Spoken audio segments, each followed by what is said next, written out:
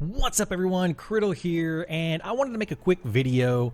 It's going to be a series of videos that I'm going to call, How to Diablo, because I'm seeing a lot of discrepancy in different builds and different methods of leveling and all that kind of stuff. And honestly, a lot of these people that I'm seeing that are following guides probably shouldn't be following those guides. So we're going to start out what to do when you first start playing from level 1 to level 15. As you can see, I have leveled every single class to level 15. That is as of today, which is June 28th. So we did have a big update yesterday. So there's been a lot of changes to each of the classes. So this is going to kind of go over every single class since then. I do have a sorcerer that I've been leveling up several hundred hours in. I've got, 3 other hardcore characters that I put 120 plus hours into in total on those 3 hardcore characters. So I put a lot of time into this game. I've done a lot of research on how the math works and different builds and things like that. And I want to kind of go over with you to kind of explain some of that in a much easier way, so you don't have to go and read every single guide and understand the math behind it and why do I need to put points into this or this or this, right? So I'm going to first start out. We're going to have level 15 characters. I'm going to go over, the best way to level them and how to level them and what to do there. But before we start into that, I want to jump over here, and this is not in any way picking on anybody for making these different guides. So I have 3 different guides here, all for the same Ice Shard Sorcerer. The reason I chose Ice Shard Sorcerer is because it's a very popular build right now. I've been playing Sorcerer a ton, so I've read up a lot on this particular build. I personally don't like the build. It doesn't suit my play style, but it is really, really, really strong. Now, I picked this one out in particular because I can look at 3 different builds and I can show you how 3 different people are changing this build, but ultimately it's going to do the same thing. So when it comes down to these different builds and you're following them, do you need to follow these builds exactly? Absolutely not. In fact, I would say make the character you want, kind of understand why they're going this direction, and then make the character the way you want to so that it plays the way that you want to. So the first thing I want to point out is in this particular build on the max roll. Now, a lot of people, will come to this site and they'll say, oh, max roll knows what they're talking about. And they absolutely do. A lot of this information is fantastic. I love it. I've learned a lot from reading different max roll builds, different discussions on Reddit, seeing YouTube videos, etc. I'm not going to go into all that. But what I want to point out here is this is the starter board when you get to the Paragon levels. And this is just very basic. I don't want to, explain Paragon levels right now. We'll do that in a later video when we get to level 50 and, what to do once you hit level 50. But this is just kind of to explain how each of the builds can be different. So this particular one, this is the starter board, and you see how they're coming up here and they're getting all these nodes, right? That's fine. Almost every single sorcerer does that. If you look over here, this sorcerer does the exact same thing.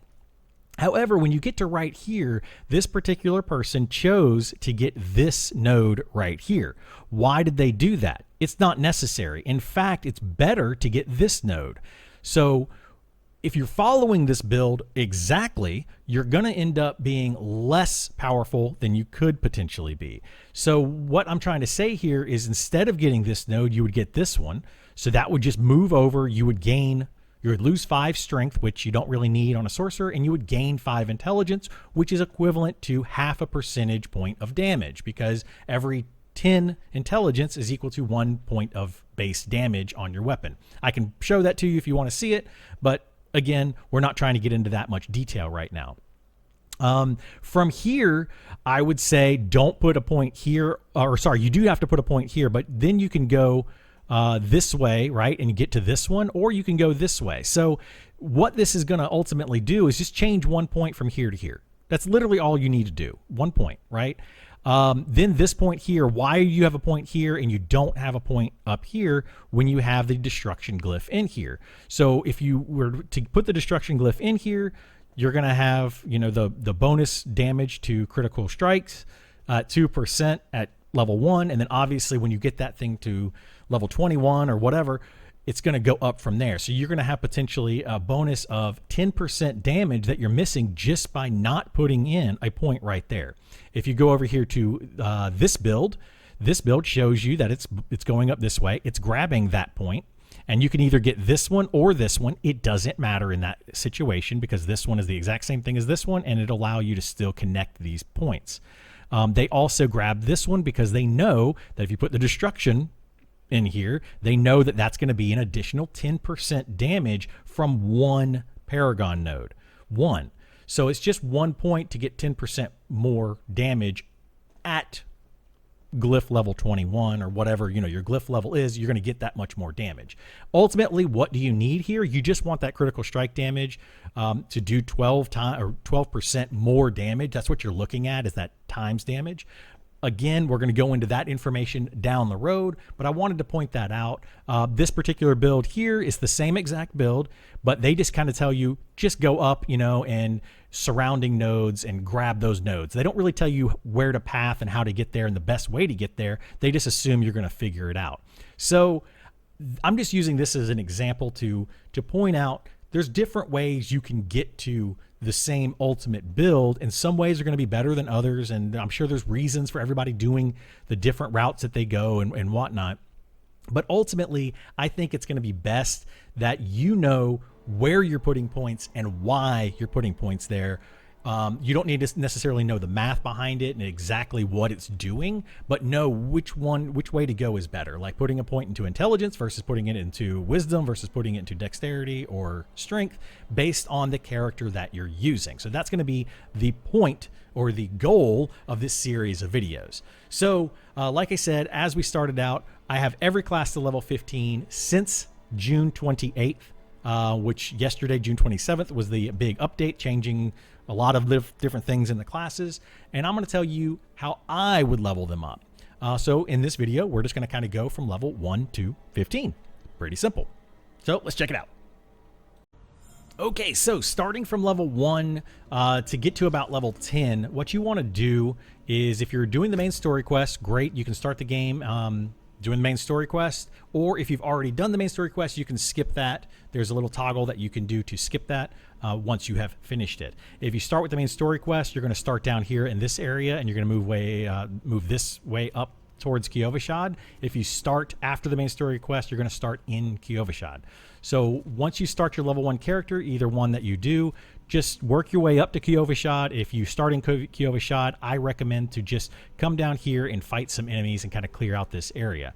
What you're going to want to do is look around for these blue exclamation points. Go ahead and do as many of those as you can. And if you started from level 1 doing the story quest, then you're going to just follow the main story. It'll eventually get you to Kyovashad. Do any of these blue quests that you see along the way. Also, what you're going to be looking for are these dungeons. If you have done these dungeons already, you don't need to do them again. But if you haven't done them, this is your first time going through. Mine have like a little yellow dot, which means that I haven't done this dungeon on this character, but I have done it on another character. So if you've done it on another character, or if you haven't done it at all, you will have like a little treasure chest right here. And when you hover over it, it'll tell you that you're going to unlock an aspect. So I would recommend doing these dungeons, starting at whatever level you can. When you get to them, go ahead and clear them out, and you're going to unlock aspects for your future characters. It's also going to give you renown. The same thing with your your side quest that you're going to do from all these blue exclamation points. You're going to earn renown.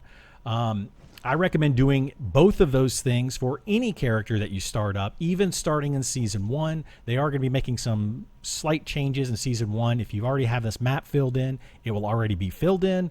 And if you already have these Altars of Lilith, they will already be there as well.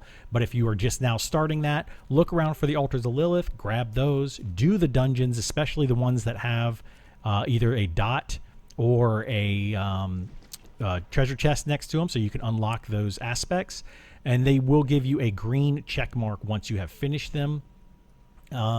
Or if it doesn't have anything at all, right, like this one right here doesn't have anything at all, so I don't think this one actually gives anything, but there is a quest for it later on, so I recommend you're going to eventually do it. So just follow the quest, and the quest will take you down here into this area right here, and then there will be a quest that takes you back up into this dungeon. Clear the dungeon and do the quest at the same time. That's how I would recommend going through it. Meanwhile, while you're doing all of this, you're going to be getting items, and I will explain what to do with those. you're basically just going to be going through every single one of your items as you get them. Look at them. If it's an upgrade like this one right here, this is, you know, +4 damage. It's a higher item power.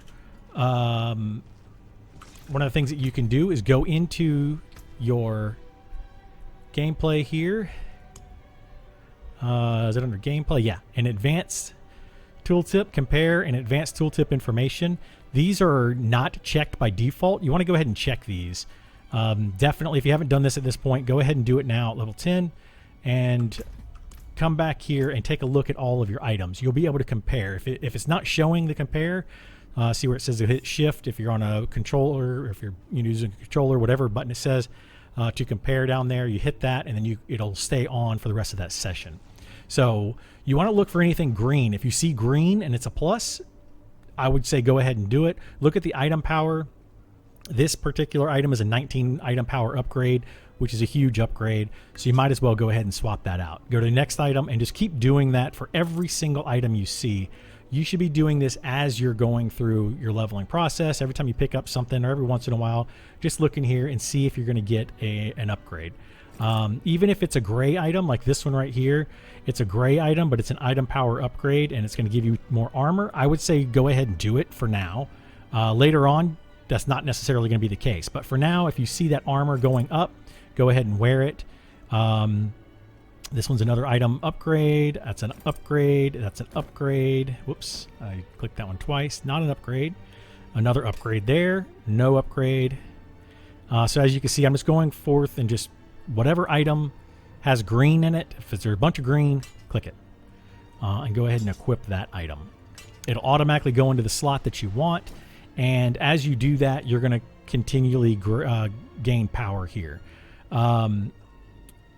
So that's pretty much how I recommend going through and doing items up until level 10 and even up to probably level 20. You're going to be continuing to do that. Anytime you see anything that's a higher item level, go ahead and use it. More damage, just go ahead and use it. Don't worry about any of the other stats. If it's a higher item level, just equip it. So here is, you have your weak potion, that's what you start out with, and then you'll be able to upgrade at level 10, 20, 30, 45, 60, 70, 80, and 90. For some reason, there's a 15 level jump here, and then another 15 level jump here, and then it goes by 10s again. I don't know why they decided to do that, but you know, that's their thing. So at level 10, you want to come back to town, if you haven't done it already, and do this. Now, what do you do with all of this extra gear? So this extra gear that you've been getting, you've been upgrading a bunch, you want to come over here. By level 10, you'll have another quest over here with this blacksmith. So come over here to the blacksmith, click on that, and I want to upgrade my equipment. You can go ahead and click on that. And he's going to kind of teach you how to upgrade your equipment. Before you do that, though, you can come in here and see all of these items right here. If it has this little pickaxe looking thing right here, it means that it is a new salvage unlock. So it's going to be a cosmetic. I recommend getting all the cosmetics if you want to. If you don't want to, that's fine. But in the beginning, I do recommend that you discard or junk all of your items. So you can come here and you can do it one at a time like this. And just click on each one after you click on that little pickaxe right here. Or while you're, this is the much better way, while you're going through these items, say, okay, this isn't an upgrade. Go ahead and mark it as junk. Mark this as junk and just keep going through. Mark everything that is not an upgrade as junk. Everything that is an upgrade, go ahead and equip it. So we're going to mark everything as junk because we'd already gone through them. And we're going to go back to this guy and we're just going to salvage all junk. You want to do this from now until probably level 30 or even 40. You're pretty much going to want to salvage almost everything. You'll be getting plenty of money just from drops. Unless you decide to do a lot of crazy upgrading and stuff like that. But at that point, you probably have plenty of money anyway. So I recommend going ahead and salvaging everything. The reason for that is you're going to start getting these items down here.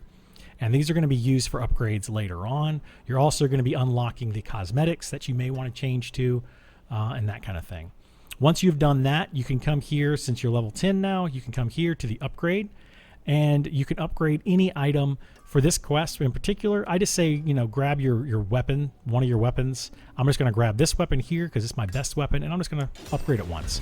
That's all you need to do. I wouldn't recommend constantly upgrading anything at this point in the game. You don't need to really start doing that until you're like level 40 plus. Until then, though, just upgrade it once just to get the quest finished, and move on.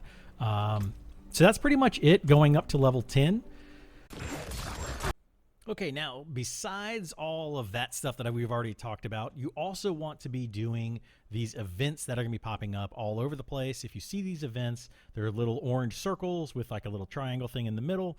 You want to do those events. When you do those events, at the end of it, you will get some obels. If you get those obels, you're going to be able to spend those on getting gear. In the beginning, I recommend just buying the keys for the chest. Later on, you're probably not even going to worry about the chest, but for right now, that's probably the best use for those if you cap out on obels. If you don't cap out on them, then I would just say just keep, hoarding them and holding on to them until later on. But if you do cap out, you might as well just buy some of those keys. And if you do buy those keys, what you want to do is take into these chests like this one right here and go ahead and buy it. You're going to get some items out of it. Sometimes they're good, sometimes they're not. I would not recommend going and seeking out these chests, but if you happen to run by one, go ahead and open it and get whatever item is in there. It's the cheapest way to get some easy upgrades early levels, rather than spending your obels on specific pieces of gear that can cost 40 or 60 obels each. These keys only cost 20. So the last thing that we haven't talked about is where to put your skill points. So we've gone over, kind of what to do up to level 15, grabbing gear, just upgrading, all that kind of stuff, what quests to do and those kind of things. But we haven't really gone over skill points. I'm not going to go into a lot of detail on each particular class right now. I think I'm going to do a different video for each one of those. But I want to give you kind of a basic for all the classes, and what I recommend doing starting out from level 1 to 15 or maybe even level 20, 25. And that's going to be to just as you get your points, go ahead and put them into your basic abilities first. You're going to have to put at least 2 points into here before you're going to be able to get down here to your core tree. And then from your core ability, it's going to come down here to defensive skills for several classes. I think subterfuge for your rogue class. But anyway, you have to spend a certain number of points to get down here into this. I recommend picking a basic ability that you like, that is fun to you and you enjoy, and just going ahead and pumping that up. Put it up as high as you can. As soon as you can unlock, which is going to be 2 points into basic, you're going to be able to get a core ability. So I recommend putting, like 1 into frenzy, get your enhanced frenzy, come down here, get your upheaval, come back up here, pick one of these, additional enhancements, and then come back down here and get these right here. Then you want to start just pumping up your frenzy ability and your upheaval. In my preference, for you might want to go bash or whatever ability you want to choose and just build that up for right now. You will be able to change these later. They are very, very cheap, and from level 1 to 8 I think it's free, so you can change these around as much as you want from level 1 to 8. Figure out which ability that you like from the basic tree, and then which ability you like from your spender or core abilities here. And just try everything out. Around or at level 9, I think it's like 1 gold to refund one of these points by just clicking on it like that. And then you can put it wherever you want. And I think at level 10 it's 3 gold, and then it kind of goes up slowly from there. Obviously at level 15 it is 15 gold each, which is still relatively cheap. Later on, once you get to about level 100, it will be very expensive, and it's going to be 60,000 gold just to respec 1 point.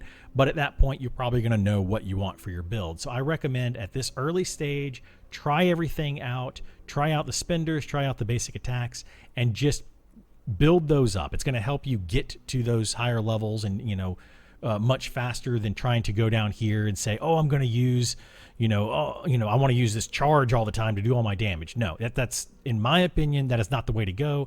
Is just pick some of these abilities and pump them up and just use those for a little while until you get to level 15 or so. And then we'll kind of go from there. At level 15, I'm going to go over each individual class because you're going to get class quests at that point. Except for on the Necromancer, which I'll explain on the Necromancer video, but you're going to get class quests, and we're going to go over how that's going to start to change at level 15, and we're going to go from level 15 to 30 on another video. So thank you so much for watching. I do appreciate it. If you like this video and you want some more information like this, please like, subscribe, follow, all that good stuff. And I do stream on Twitch daily at 9 a.m. So come on over there if you have any questions, and please feel free to ask. Thank you for watching, and see you next time. Bye.